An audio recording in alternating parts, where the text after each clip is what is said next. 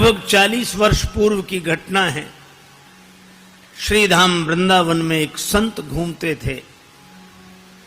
उन्हें देखकर कोई यह नहीं कहता था कि स्वामी जी आ रहे हैं, संत जी आ रहे हैं, बाबा जी आ रहे हैं। ना, वे एक ही बात कहते थे, जज साहब आ रहे हैं। उन्हें देखकर हर कोई कहता जज साहब आ रहे हैं, जज साहब।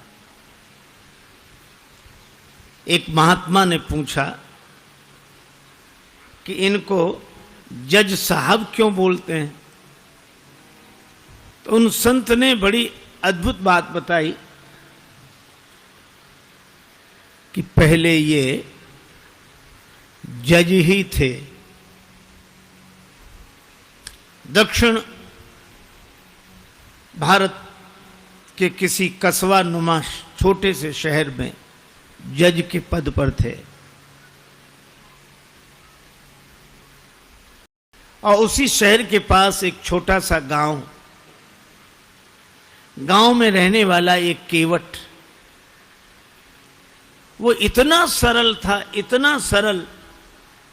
कोई भी पूछता केवट भैया वो बात कैसी है, तो केवट कहता रघुनाथ जी जाने, मैं तो कुछ नहीं जानता। इतना सरल। लोगों ने उसका नाम रख दिया भोला। कोई कुछ भी पूछता भैया रघुनाथ जी जाने, मैं तो नहीं जानता कुछ, रघुनाथ जी जाने। केवट के 2 बेटे, एक बेटी। बेटी विवाह के योग्य सयानी हुई। बेटों ने कहा कि पिताजी गांव के साहूकार सेठ जी से रुपया उधार ले ले, विवाह के बाद चुका देंगे, हम लोग कमाई करेंगे। ठीक है। सेठ जी के पास गया, 200 रुपए उधार लिया, ब्याज की दर तय हो गई। भाइयों ने बहन का विवाह किया, बेटी घर से विदा हुई पिता के घर के लिए। केवट ने भी घर छोड़ दिया, श्री रघुनाथ जी के मंदिर में ही रहने लगा।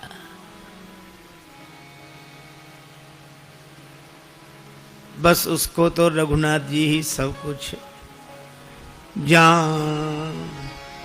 जाऊं कहाँ तजी चरण तुम्हारे, जाऊं कहाँ तजी चरण तुम्हारे, जाऊं कहाँ तजी चरण तुम्हारे, जाऊं कहाँ तजी चरण तुम्हारे।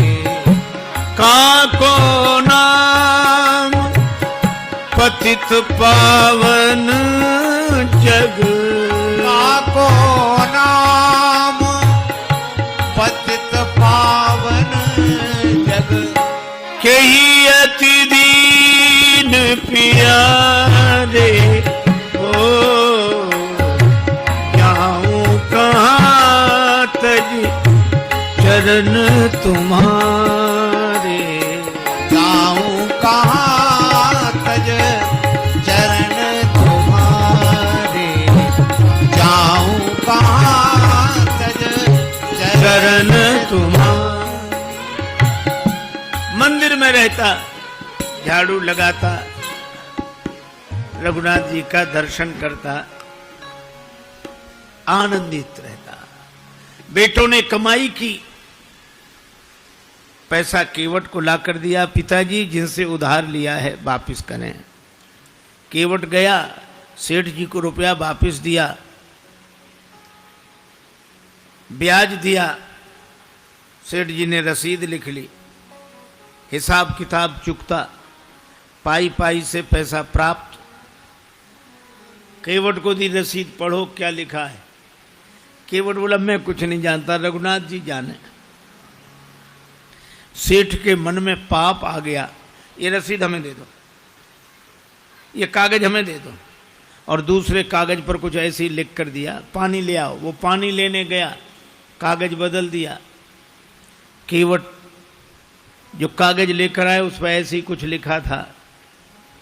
रघुनाथ जी के चरणों में रसीद समझ के कागज को रखा, फिर अपने कक्ष की अलमारी में रख दिया और प्रसन्न रहने लगा।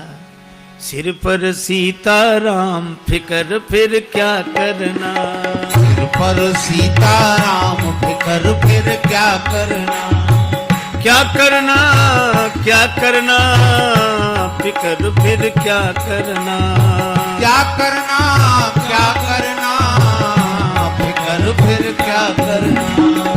सिर पर सीताराम फिकर फिर क्या करना, सिर पर सीताराम फिकर फिर क्या करना। फिर बिगड़े बनेंगे काम फिकर फिर क्या करना, फिर बिगड़े बनेंगे काम फिकर फिर क्या करना।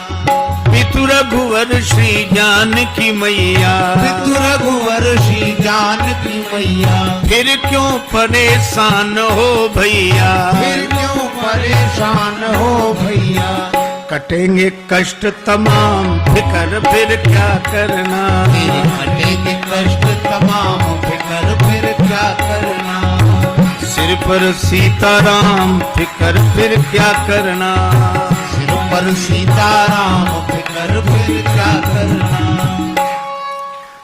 इसी भाव में रहता केवट ने भगवान के भरोसे सब छोड़ दिया था और सेठ जी ने केवट के विरुद्ध मुकदमा कर दिया और मुकदमा इन्हीं जज साहब की अदालत में आया,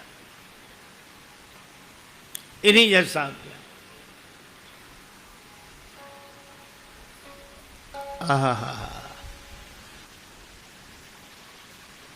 तारीख पर केवट उपस्थित हुआ। जज साहब ने कहा, केवट तुमने सेठ जी से रुपया उधार लिया था? हाँ हुजूर, लिया था।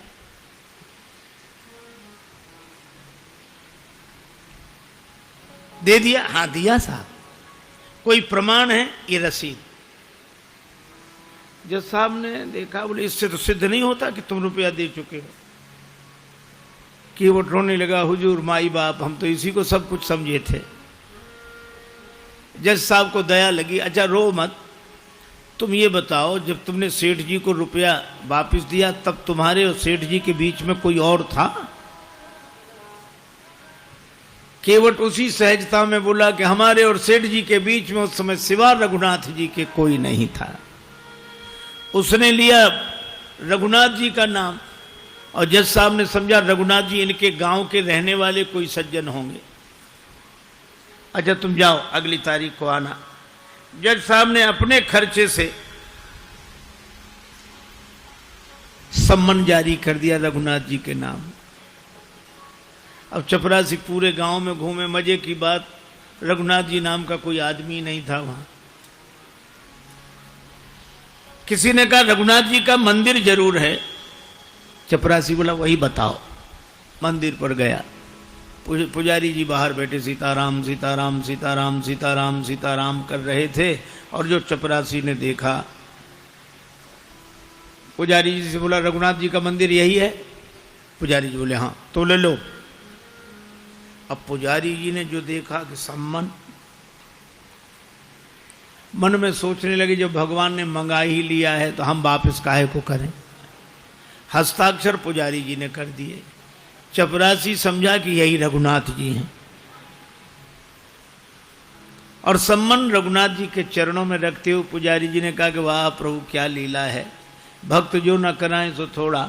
आपके लिए मुकुट कई बार आया, पोशाक कई बार आई, हार कई बार आए, अरे पैजनी करधनी कई बार आई होगी, लेकिन सम्मन पहली ही बार आया होगा। केवट से कहा कि तूने रघुनाथ जी का नाम क्यों लिखा दिया वहां? केवट बोला जब सब जगह रहते तो वहां भी थे, झूठा काहे को लिखा दिया? अब रघुनाथ जी जाने। हरि बिन संकट कौन निवारे, हरि बिन संकट कौन निवारे, हरि बिन संकट कौन निवारे, हरि बिन संकट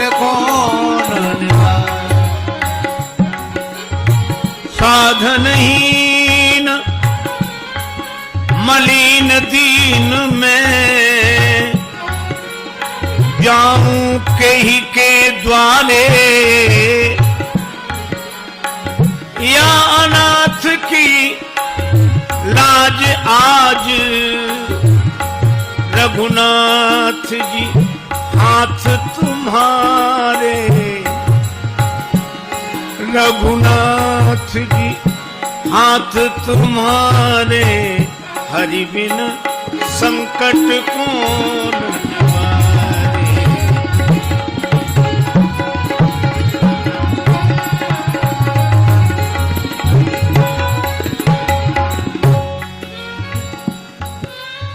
एक ही भरोसा जाएगी लाज तुम्हारे जाएगी लाज तुम्हारे नाथ मेरो कहा बिगड़े गो जाएगी लाज तुम्हारे।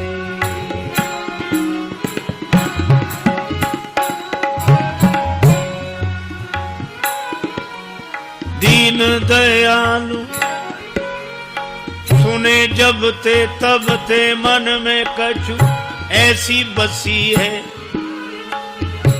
जाऊं टेरूं कहां और जाऊं कहां बस तेरे ही नाम की फेंट कसी है।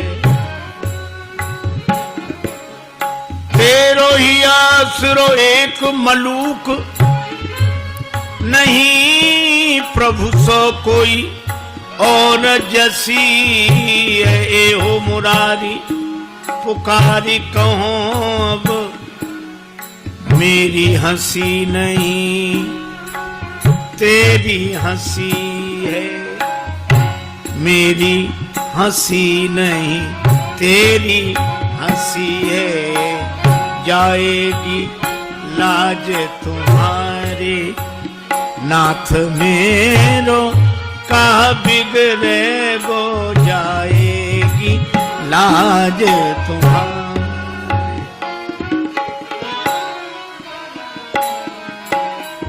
वह निश्चिंत रहता। अब राम जी जाने मंदिर में झाड़ू लगाए तो रघुनाथ जी की तरफ देखे, बर्तन मांजे तो रघुनाथ जी की तरफ देखे। जीवन ऐसा बस राम जी के चरणों में समर्पित। तारीख के एक दिन पहले पुजारी जी ने कहा केवट तुम जाओ अदालत में ताकि समय से पहुंच जाओ। अब रही रघुनाथ जी के मन की तो रघुनाथ जी जाने। केवट तो प्रणाम करके चला गया। दूसरे दिन सवेरे सवेरे पुजारी जी आज जल्दी जागे, स्नान किया, भगवान को स्नान कराया, नई पोशाक पहनाई, बड़ी जल्दी कुछ बनाकर भगवान को भोग लगाया। सोच रहे थे आज भगवान को पहली बार बाहर जाना है, कपड़े अच्छे होने चाहिए, कुछ खा पी के जाएंगे तो भूखे नहीं रहेंगे। लेकिन आंखों में आंसू भरकर यही कहते जाइए जरूर, उसका आपके अलावा और कोई नहीं है। आंसू भरकर पुजारी जी प्रार्थना कर रहे। उधर केवट पहुंचा अदालत में। जज साहब ने कहा केवट तुम्हारे गवाह कहां हैं? केवट बोला हुजूर वो तो सब जगह रहते हैं, यहीं कहीं होंगे, यहीं कहीं होंगे। बुलवाओ। चपरासी को आदेश हुआ। चपरासी ने कहा रघुनाथ हाजिर हैं, रघुनाथ हाजिर हैं, रघुनाथ हाजिर हैं, रघुनाथ हाजिर हैं, हाजिर हैं। ऐसे 3 नारे जो लगाए हैं तो क्या देखा? चाल लटपटी सी, एक वृद्ध की झुकी सी देह। लड़खड़ाते हुए एक बूढ़ा आदमी लाठी टेकते हुए आ रहा है, वहीं से इशारा कर रहा है कि आ रहा हूं।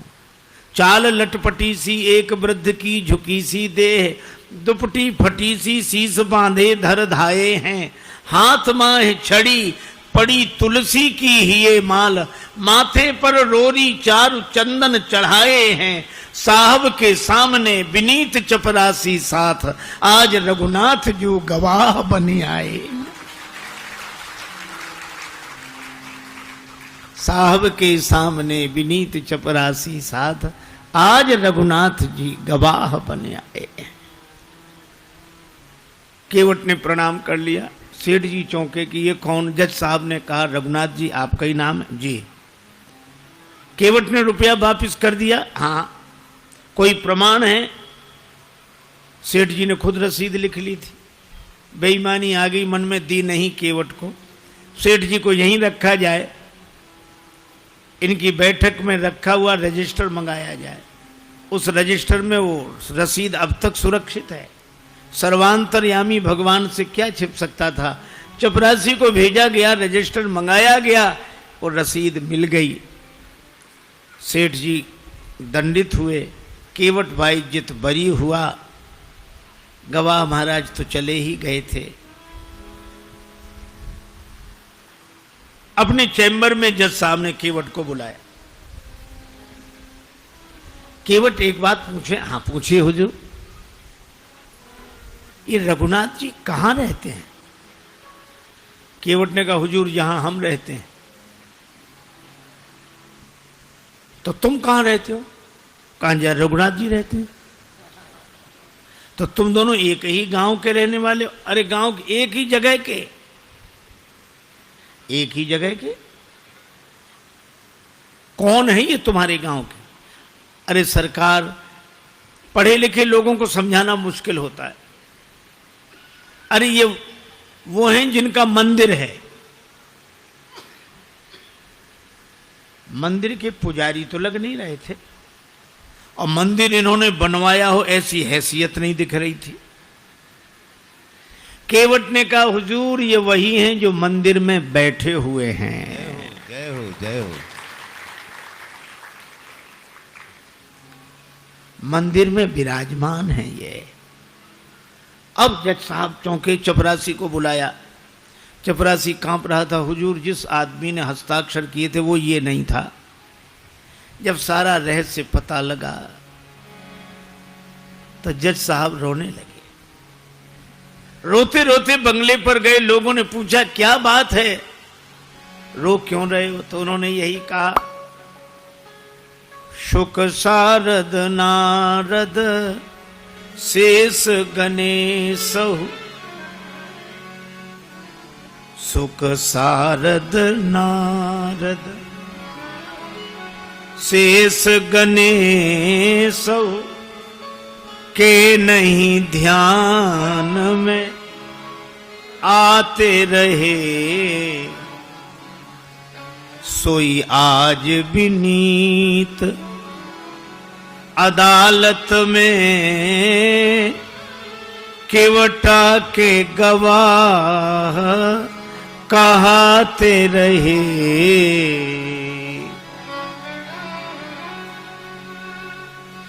जो शुक सनकादिक के ध्यान में नहीं आए वे भगवान आज केवट की गवाही देते रहे। तो किसी ने कहा कि आप रोते क्यों हैं, खुश होना चाहिए। और गए तो दुख क्या, वे तो जाते ही। सुख धोखे उदर्श दिए को भयो, दुख नाहिन जो तज जाते रहे। दुख तो केवल एक बात का है, बड़ी बेअदबी हो गई आज उनके विरुद्ध। कुर्सी पे बना, कुर्सी पे बना जज बैठा रहा, जगदीश खड़े समझाते रहे। कुर्सी पे मैं कुर्सी पर जज बना बैठा रहा, और जिनकी अदालत में एक दिन सबको उपस्थित होना पड़ेगा वे भगवान खड़े खड़े गवाही देते रहे। ऐसा भाव भरा रोते रहे, पद से इस्तीफा दे दिया, साधु बनकर वृंदावन आ गए। वृंदावन आकर भी भगवान के मंदिर के अंदर नहीं जाते थे, सड़क पर बाहर से ही धूल माथे पर चढ़ा लेते। क्यों? यही सोचते थे, आ तो गया हूं मगर जानता हूं तेरे दर पे आने के काबिल नहीं हूं। आ तो गया हूं मगर जानता हूं तेरे दर पे आने के काबिल नहीं हूं। आ तो गया हूँ मगर जानता तेरे दर पे आने के काबिल नहीं हूँ। तेरी मेहरबानी कहे बोझ इतना जिसे मैं उठाने के काबिल नहीं हूँ। तेरी मेहरबानी कहे बोझ इतना जिसे मैं उठाने के काबिल नहीं हूँ। आ तो गया हूँ मगर जानता जमाने की चाहत ने मुझको भुलाया, तेरा नाम मेरी जबां पे न आया। खतावार हूँ मैं, गुनाहगार हूँ मैं, खतावार हूँ मैं, गुनाहगार हूँ मैं। तुझे मुंह दिखाने के काबिल नहीं हूँ। तुझे मुंह दिखाने के काबिल नहीं हूँ। आ तो गया हूँ मगर जानता तेरी माना की दाता हो तुम कुल जहां के, मगर कैसे दामन में फैलाऊं आके। जो अब तक दिया है वही जय हो। कम नहीं है। जो अब तक दिया है वही कम नहीं है। कर्जा चुकाने के काबिल नहीं हूँ। ये कर्जा चुकाने के काबिल नहीं हूँ। आ तो गया हूँ मगर जानता हूँ। आ तो गया हूँ मगर जानता हूँ। 40 वर्ष पहले तक ब्रज वीथियों में उनका दर्शन होता था। ये सत्य घटना है, इस युग की घटना है।